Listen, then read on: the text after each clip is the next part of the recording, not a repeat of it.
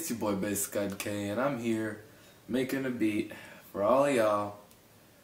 And I know y'all been asking me like, come on man, how do you make your beats, man?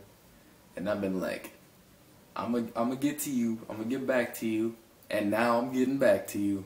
Alright, so first off, I like to make one melody that holds the whole entire beat together.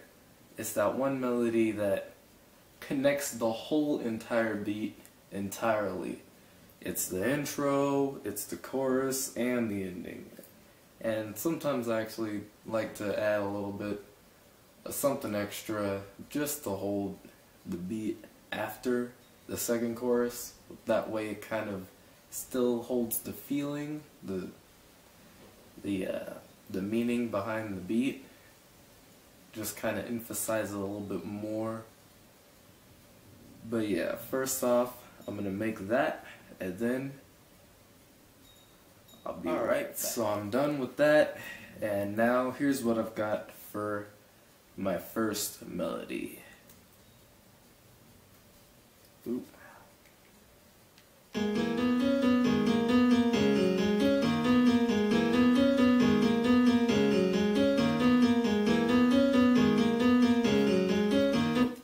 Alright, so next what I want to do is make what I guess I would say is what holds the meaning behind the whole entire beat.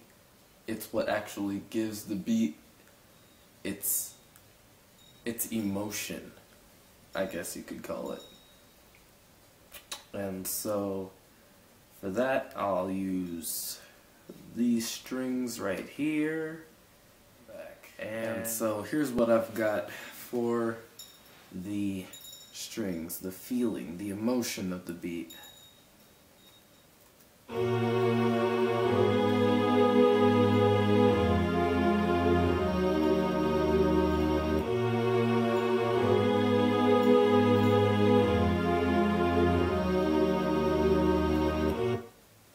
Alright, now what I like to do is have a couple of side melodies that are basically just there to make sure that my listeners are not bored. Just something, I don't know how to call it. I guess you could say like everything, all of these melodies, these side melodies that I make are just a little bit of some extra creativity going into the beat. Not only does it make the beat smoother, but that way it's not boring, you know. With these side melodies, you gotta keep your audience entertained, because if they're not entertained, they're just gonna stop playing your beat. They're not gonna listen to it. They're gonna be like, no, this is trash, all that type of stuff. So you gotta have something to keep them entertained with, and so that's what I do with these side melodies. Now, one thing is, you gotta make sure you know what you're doing with it, because you just can't just throw a bunch of random keys into a place and think that that's a melody, because it has to be something that you know sounds good and goes with it, because it has to be in the same key, and it has to be not only in the same key but in the same region of notes. What I mean by that is,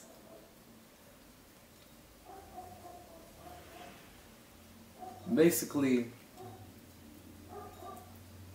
the melody can't be out of its place. It has to flow in and fit in with everything else.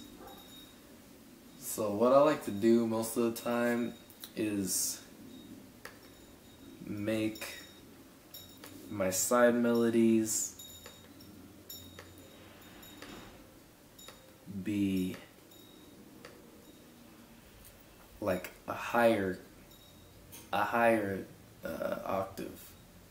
So I like to keep them in, you know, the C5, C6 range of octaves, because then it kind of gives it that soft yet firm feeling. And you can't just use any old instrument. It has to be, you have to strategically plan this out. You don't just go into a war with absolutely no plan. You have to actually know what you're gonna do and perform it perfectly, because if it's not done correctly, then you can risk ruining the whole beat. So yeah, I'm gonna make these side melodies back again, and I just got through with making the side melodies, and you gotta align them to where it sounds nice and it still has the same meaning, but you can't overdo it with the side melodies, because the side melodies, although the more the better, there's a point in time where just continuously adding on side melodies, it's just super loud, and it really, instead of it sounding beautiful, it just kind of sounds like everyone in the band was told to play a melody in the same key, but then everyone decided to do their own melody, and then it just, even though it's all in tune and in key, it's too loud and it sounds bad. It doesn't work together. So here's what I got for the first melody.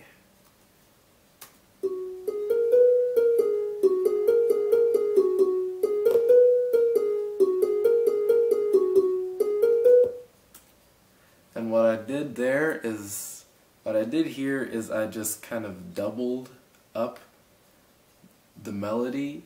I took the rhythm and I doubled it, but then on the second one I changed the instrument.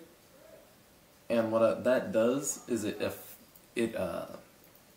accentuates the intensity of the melody without just making it louder. Because there's a difference between making it louder than actually making the rhythm more powerful. So here's what it sounds like when I double it up.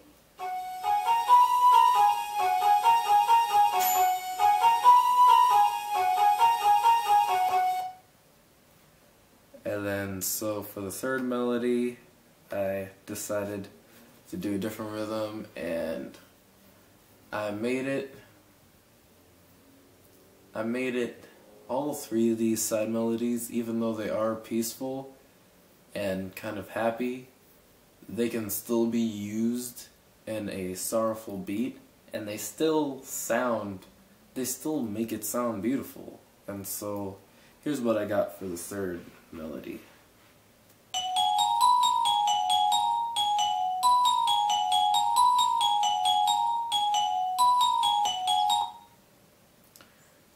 Alright, so next I'm going to make the drums, and so yeah, I'll be right back again. And here's what I got for my drums. First off, I made the 808, which is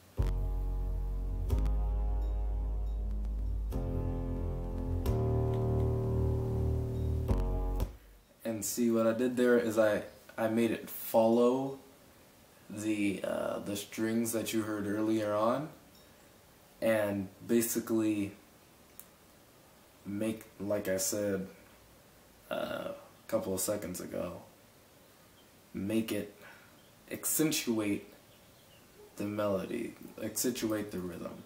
That way it's not just louder, it's more powerful, more present. in different forms, if you know what I mean.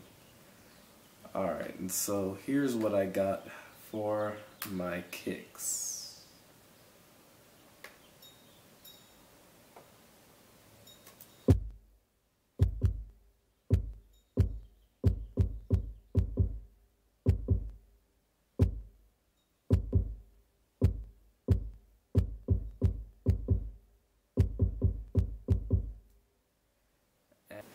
But yeah, next up I got the claps. And the claps were really easy because there's not really much to a clap. It's just every third, and then occasionally sometimes you might want to add in an extra one or something.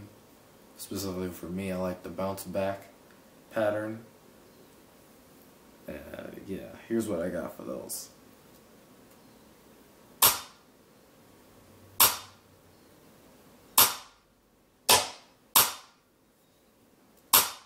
And I like to add in that low end clap because it kind of changes it up. That way it's not just the same audio file looped over and over again.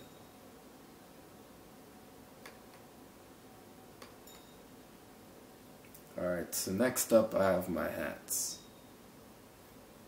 Here's what I got for those.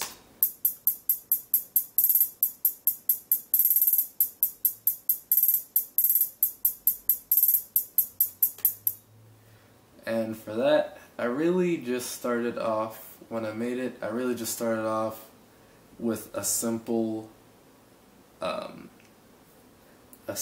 rhythmic pattern, a consistency of the hats.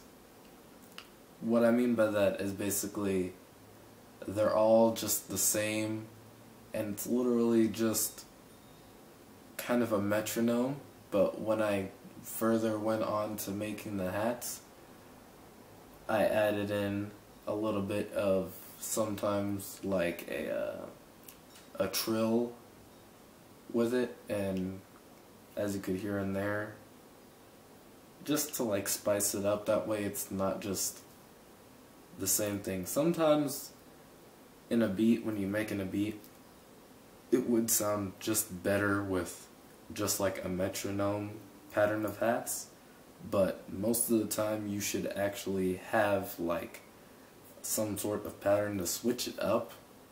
Not too much madness within your hats and your drums, but just switch it up to, you know, it gets interesting. And so yeah, basically that's how I make my beats. If you want to have all the drums that I'm using in here, go to my SoundCloud. The link is in the Independence beat that I made recently. Yeah, it's pretty lit. You should check it out.